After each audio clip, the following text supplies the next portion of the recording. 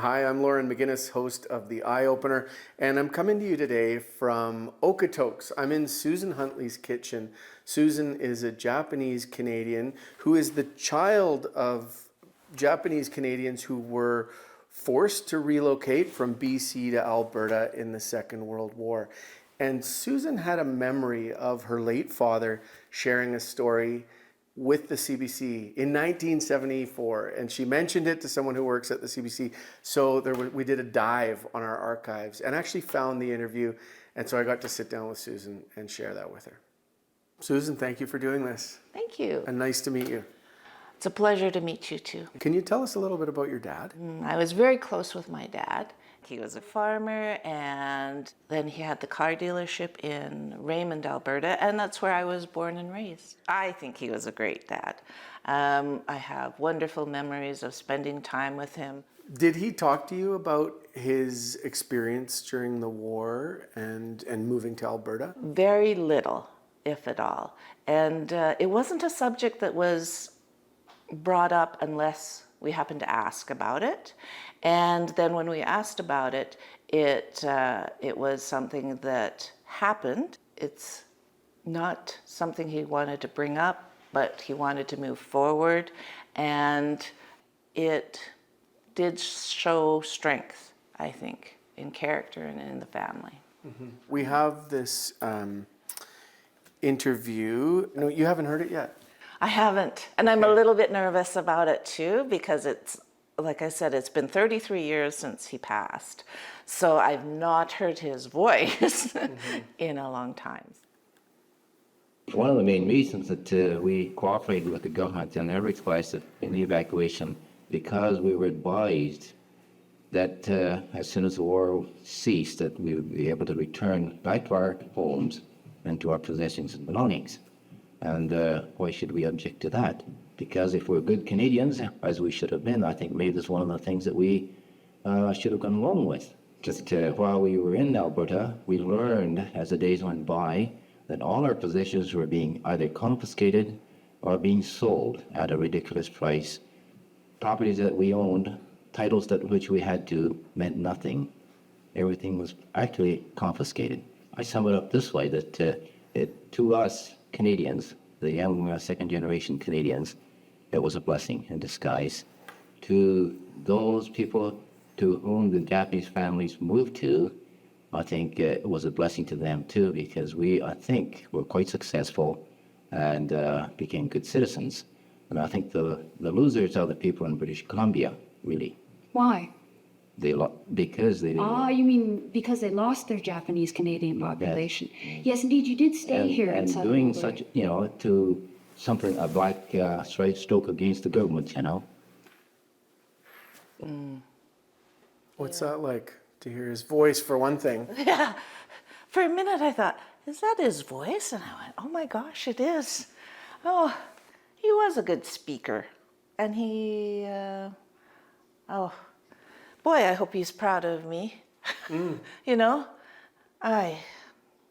But, I guess he's looking at, he always tried to look at the positives, and not so much the regrets. And like I said before, he was very much learn from your mistakes and then improve and get better. They put a lot of trust in the BC government when they were evacuated. They thought they had 24 hours to pack and to leave,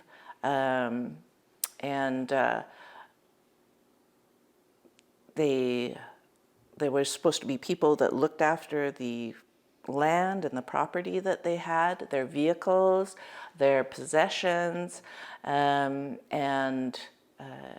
they thought it'd still be there when they came back, which is really unfortunate. I think that's what troubles me the most, is their things were sold or given, and they got very little in return for it. But he didn't dwell on that part of it. He was, or the family, were good Canadians. They appreciated things, and then when things didn't work out the way they had hoped, they did the best they could do. And they never went back to BC afterwards. Here's your dad where he's talking about how his family was initially separated when they evacuated from BC. We were separated intentionally because the farmers wanted a family unit of at least 4, a group of 4. And then You had no choice. I had no choice. I went with my uncle and aunt. Myself and my brother, there's 2 of us, went with my uncle and aunt, making a working force of 4. And while my family stayed in, folks I should say, stayed in Shaughnessy to do the beach there, we were transferred to Nobleford, which is another 12 miles away. Were you in contact during the war? Yes. Were you allowed to visit back and forth during the war? That's right, they were. Can you tell me about the first day that you saw each other again? Well, there was a lot of emotions. We were separated for not very long, about 2 months. And then I borrowed a bicycle. At that time, due to war, there was no automobiles available. And if there were, the gasoline and so forth was rationed. Certainly, we weren't able to drive one of those. So we had a bike, and I could remember just pedaling all the way over to look for my parents in Congo. For we knew the name of the farm they were on, and we had quite a reunion. I did not know that at all. About this initial separation. Yeah, not at all. I know he did mention that when they came from BC to Alberta, that they came on a train cattle cart. So what's used to move cattle is what they rode in to come to Alberta. But I didn't know that they'd been separated. You used this word, your dad didn't dwell on this part of his story in terms of what he passed along to you.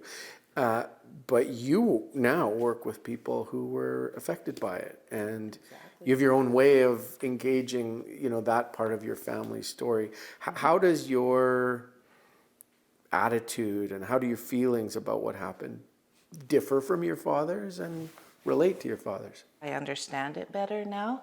I'm dealing with a lot of people that didn't have the same experience that he had because they did go to internment camps or were separated from their parents or their children and things like that. So in a way, the Takeda family has been lucky. They're more of a success story than others that I've spoken to that are very bitter and have emotional scars from what they went through, and that they can't talk about their experience. It affected everyone differently. The people that I've talked to that had a terrible experience, I try to listen and try to even give them a different kind of perspective too. Share a bit of your dad with them. Yeah, that's right. I hope I'm doing that. To hear his voice after 33 years, it's pretty incredible. I'm so glad that I can share his voice and my thoughts with you, because I really think that this was an important part of Canadian history. It's not something that was taught when I was younger, but I think it's starting to get into the school systems now, and it is part of Canadian history. It's just one that people aren't necessarily all that proud of.